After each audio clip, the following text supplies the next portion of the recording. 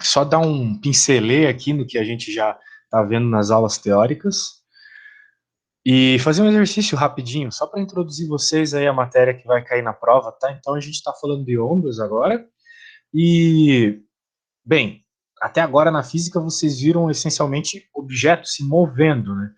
As ondas, elas deixam de lado essa ideia. Aqui vocês vão ter um outro comportamento, que é o comportamento ondulatório, que não tem assim tanto a ver com o comportamento de partículas. Basicamente, a gente tem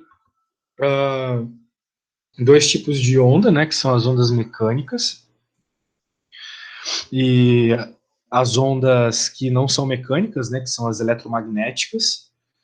E eu não sei porque que tem um terceiro aqui, porque para mim é desnecessário, mas basicamente ondas mecânicas e ondas eletromagnéticas resumem tudo, porque as mecânicas elas se movem em meios materiais e as eletromagnéticas não precisam de meios materiais para se mover.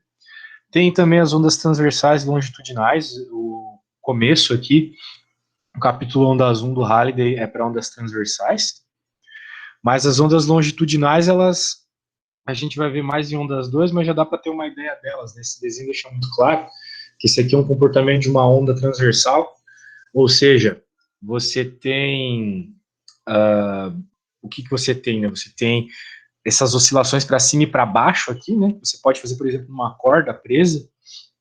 Agora, a transversal não. Ela vai ter uma direção perpendicular à velocidade dela, uma espécie de aumento e diminuição.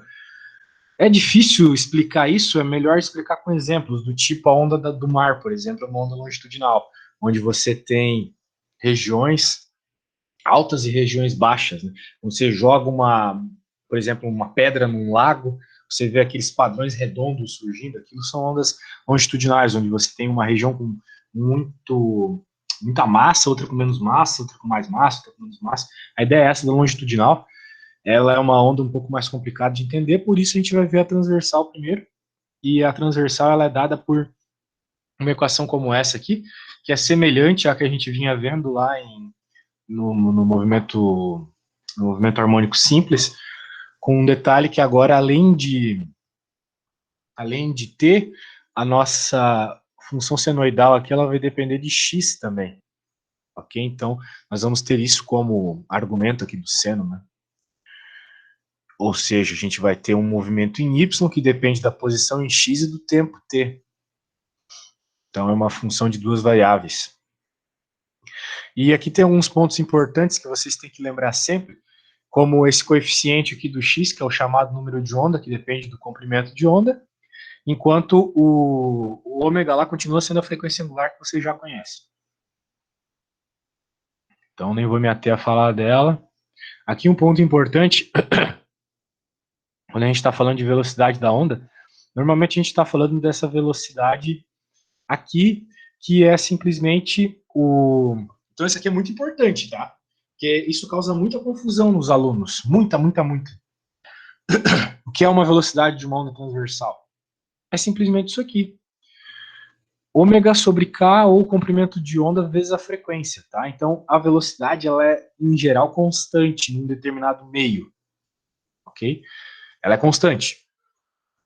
Então, se você está falando, por exemplo, da onda numa corda ou de uma onda sonora, coisas do gênero assim, a velocidade, ela é constante em um determinado tipo de meio.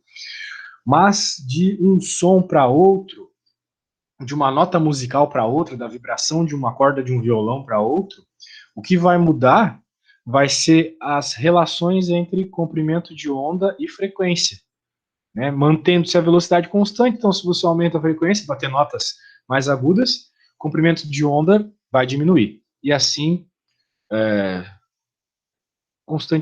frequentemente a gente vai ver aqui, então, tá? Beleza. Aqui alguns exemplos bem bananas aqui, a gente vai fazer um deles só para começar o nosso conteúdo, para valer. E eu quero começar aqui com um exemplo como esse aqui de corda, ok? Aqui é uma expressão de velocidade numa corda tensionada, tá?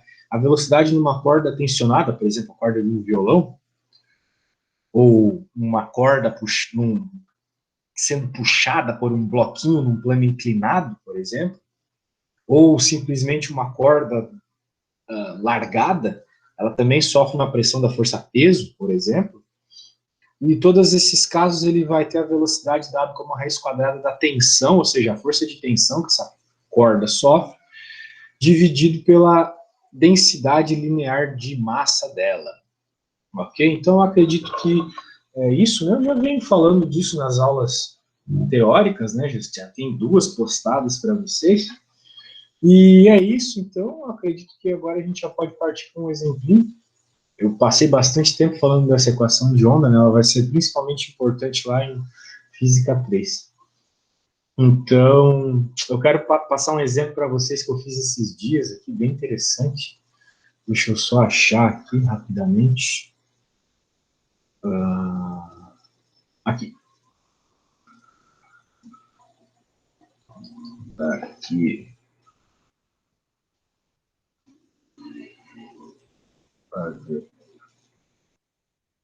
Aqui. Esse aqui é bem interessante.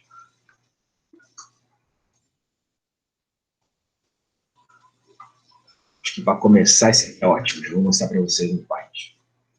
Começar e para terminar, tá, galera? Vamos ficar só nesse exemplo hoje. E o pessoal não quis participar da aula. Eu vou bater um print screen. Se bem que eu não preciso, que eu vou postar essa aula no YouTube, né? Eu vou ver quem estava presente na aula de hoje e vocês, ó, vocês que eu vejo que vocês estão sempre presentes nas aulas, né? Vocês vão ganhar um abono pontual na prova, ok? E tem que dar valor a quem fica acordado até tarde aí para assistir a aula e fazer perguntas, né? Depois os colegas vão aproveitar da pergunta que vocês fizeram. Então, olha só, pessoal, que está rolando aqui. Ó. A figura abaixo mostra um bloco preso a uma corda. Tá aí. Normalmente, quando a gente fala daquela equação que eu acabei de mostrar para vocês, da velocidade numa corda tensionada, a gente está pensando no contexto de um violão, tá? E no contexto das notas musicais que a gente tira de um violão, e eventualmente falar de harmônicos, né? No contexto da física, a gente fala que notas musicais são harmônicos. Mas, né, para quem manja de música, vai conseguir fazer essa associação entre as notas musicais e as frequências harmônicas aqui das cordas de um violão. Mas tudo bem, vai chegar o momento que a gente vai estudar isso. Por hora eu quero falar de uma forma mais geral desse conteúdo, tá? De cordas tensionadas. Então a gente tem um planinho inclinado, velho plano inclinado, mas dessa vez nós temos uma massa presa por uma corda. E a massa do bloco é muito maior que a da corda. A variação da tensão ao longo da corda, por conta de sua massa e inclinação, pode ser desprezada. Deixa eu dar um zoom aqui para ficar mais topzera. O que permite o uso das relações que foram deduzidas em aula para as ondas da corda. Assumindo, e isso aqui essas equações estão no Halliday, tá? Assumindo que ondas sejam produzidas na extremidade superior da corda, quanto tempo uma perturbação leva para chegar no bloco? Qual é a frequência do primeiro modo de vibração da corda, ok? Então, o que está ocorrendo aqui? Nós temos uma corda esticada, tensionada, vale todas as equações do Halliday sobre o tema. Uma perturbação foi criada aqui, ó. Então, o que a pessoa fez? Ela deu um peteleco na corda. Como a gente viu, né? Esse tipo de comportamento, ele vai se propagando até chegar aqui. Ou melhor dizendo, vamos dizer assim, né? Eu vou criar essa perturbação aqui, vou fazer de um jeito para ficar bonitinho, quero mostrar para vocês o que acontece aqui, é um negócio meio desenho animado, assim. Aí, beleza. Opa, aqui. Então, eu estico aqui e ele vai indo até aqui, ok? É que nem quando a gente pega uma corda esticada no chão e dá uma estilingada nela, assim. A gente vai levando esse sinal, né, daqui do começo até o fim. Então é isso que está acontecendo. Beleza? Então a primeira pergunta é: quanto tempo essa perturbação leva para chegar no bloco? Muito bem, o que vocês têm que lembrar é o seguinte para responder a A, tá, pessoal? Essa aqui é uma questão maravilhosa da prova, né? A velocidade das ondas numa corda é constante. Beleza? Lembra que eu falei para vocês que a velocidade é sempre constante em um determinado meio? Eu acabei de falar para vocês isso. Aquela equação mostrava isso, que era sempre uma relação entre comprimento de onda e frequência. Muito bem. A velocidade é constante. Beleza? Bem, se a velocidade é constante, o que a gente tem que levar em conta? Né? Que quando a gente tem uma velocidade constante, o deslocamento, né, ele pode ser dado pelaquela equação que vocês conheceram muito bem no semestre passado, a equação do MRU, sorvete. Posição final é igual a posição inicial mais VT. Ok? Então, o tempo é esse tempo aqui.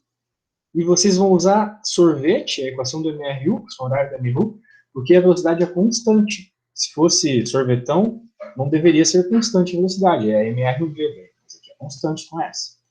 Percebam, quanto que este pontinho que eu desenhei para vocês vai se deslocar? Ele vai se deslocar todo esse comprimento L da corda. Ok? Ou seja, posição final menos a posição inicial é simplesmente L. É igual a V vezes T. Como eu quero T, né? Eu tenho que L sobre V da T.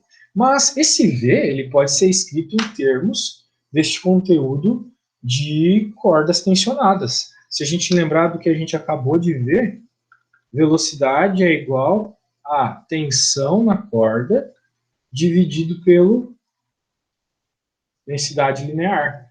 Agora, qual é a tensão nessa corda? Aqui a gente tem que usar um pouco do conhecimento de física 1, né, pessoal?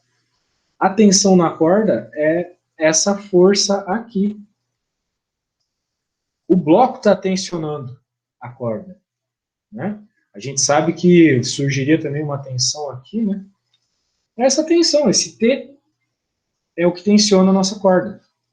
Mas o que é esse T em termos da massa do bloco? Bem, vocês vão lembrar dos vários probleminhas que fizeram desse tema, e vocês então conseguem dizer que já que o bloco está em equilíbrio, ou seja, ele está parado aqui, a Px, ou seja, a componente da força-peso nessa nova direção x, que é na direção do plano inclinado, é igual à tensão.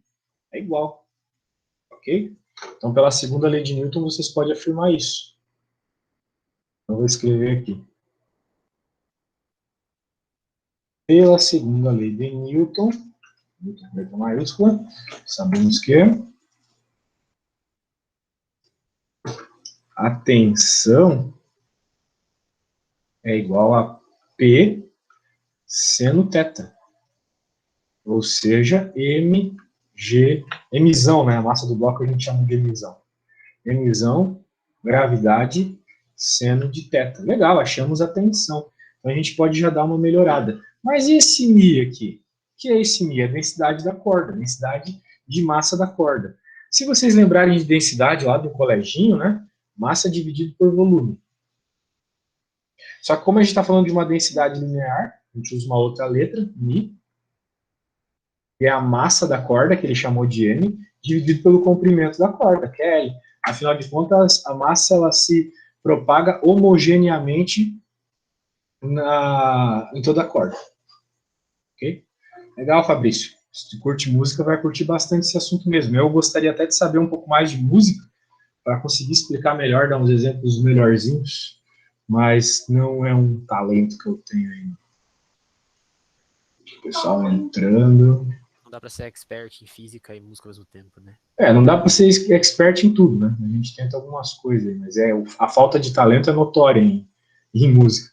Eu tinha um baixo até pouco tempo, mas acabei me desfazendo dele porque eu não conseguia. Baixo humilde. Não conseguia tocar nada dele. Decorei só mecanicamente assim uma outra música, mas saber qual nota eu tô tocando, esse tipo de coisa, não tenho ideia. Mas quem sabe disso, né? Quem tá aprendendo música aí vai se dar muito bem nesse assunto. Vai conseguir fazer vínculos interessantes. Tem bastante matemática e física na música. Então tá. Temos aí então a nossa densidade linear. Então vou escrever aqui. E a densidade linear pode ser dada por. 。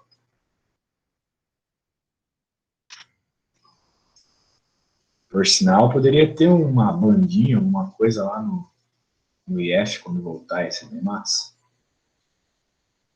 Esse topzera. Então tá, vamos fazer as substituições que a gente acabou de encontrar aqui, né? Eu vou copiar de novo. E agora, né, só lembrando vocês, né? A velocidade é isso aqui. E a tensão, por sua vez, e o densidade de massa aqui, vão ser dados para essas coisas que eu acabei de escrever. Então, só Ctrl+C, Ctrl+V maroto aqui.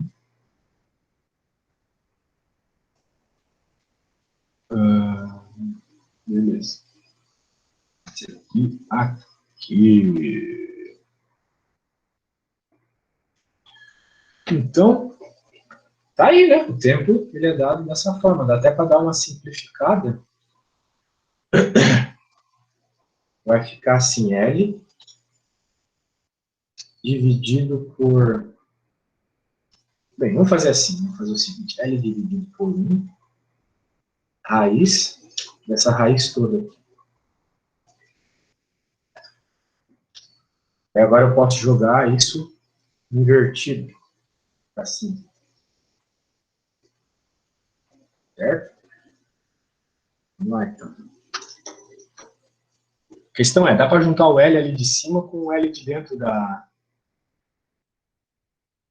nossa parada aqui. Nossa paradinha de sucesso. Então, eu já vou apagar o que está ali embaixo, tá? Eu só quero deixar ele por um momento para eu poder me localizar aqui, senão eu vou me perder.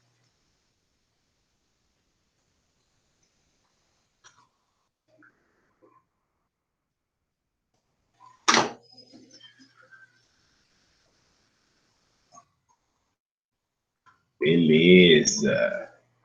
Então, dá para dizer que o tempo, ele é...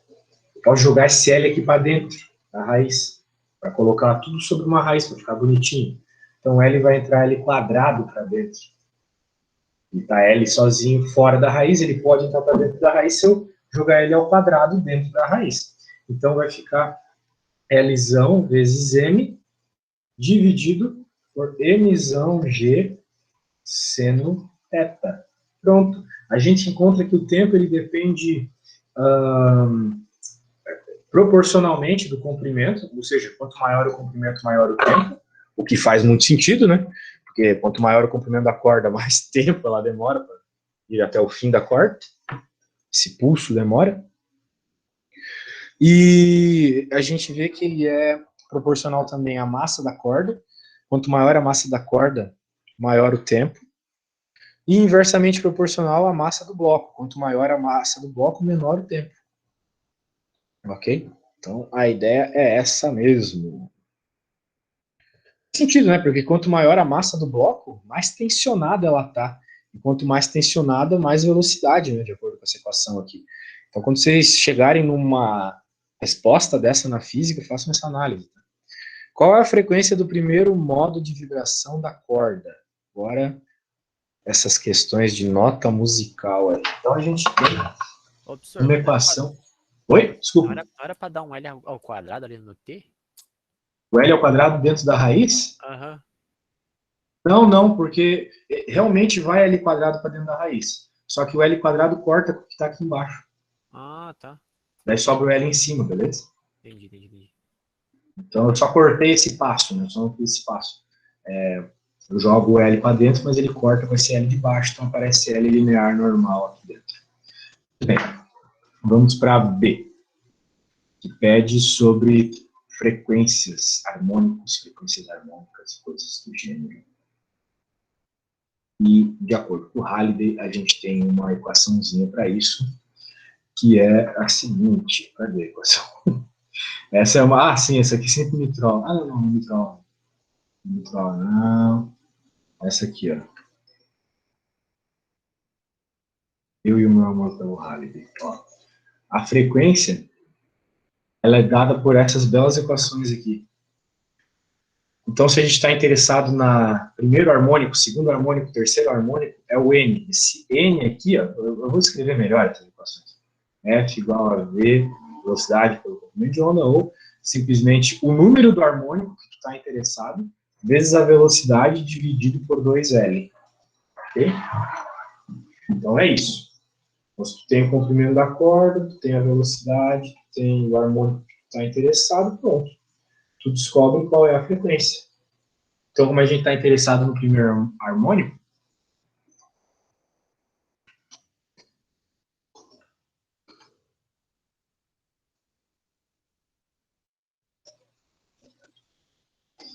a gente vai ter a seguinte. Porque o N é igual a 1. Esqueci de colocar isso aqui. N igual a 1, então V sobre 2L. E essa é a frequência do primeiro harmônico. O primeiro harmônico, pessoal, é uma coisa que eu acredito que vocês já viram. Ele forma uma onda mais ou menos assim, ó. Essa corda aqui, ela começa a vibrar e ela vibra assim, ó. Desse jeito. É meio período, né? Com 2 nó. Não, um primeiro harmônico é um período só. É um só, não é meio? Ah, tá. Tu tá dizendo aqui, né? Sim. Ah, sim, aqui tem 2 nó, é verdade, desculpa. Eu tava pensando no segundo harmônico, que é, eu vou desenhar o segundo harmônico aqui embaixo. Caramba, ficou pequeno o plant hoje. O segundo harmônico já é mais ou menos assim, vou fazer um negócio meio bizarro. Teria a corda aqui parada, mas se ela tá no segundo harmônico, então, daí já é uma onda completa. Né? Então, e era para fechar o nó ali, não fechei. Né? Tem 3 nó, é verdade, Bruno. Ó, um nó aqui, um nó aqui, um nó aqui. Isso pro segundo harmônico. Mas a gente está interessado só no primeiro harmônico por hora. Então, olha só que interessante, a gente pode simplesmente encontrar em função do que a gente já sabe, né? A velocidade que a gente obteve. Cadê a velocidade? Aqui, essa é a velocidade.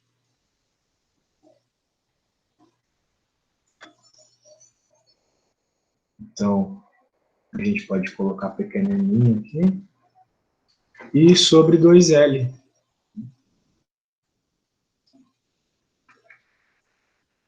Sobre 2L.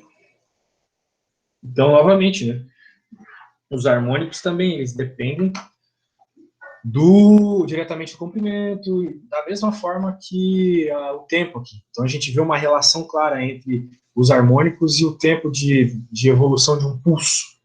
Beleza, pessoal? Então, existe esse vínculo na física. Tá? Claro, eu teria que simplificar essa conta aqui, mas como eu já fiz algo parecido com isso hoje, eu não vou fazer de novo.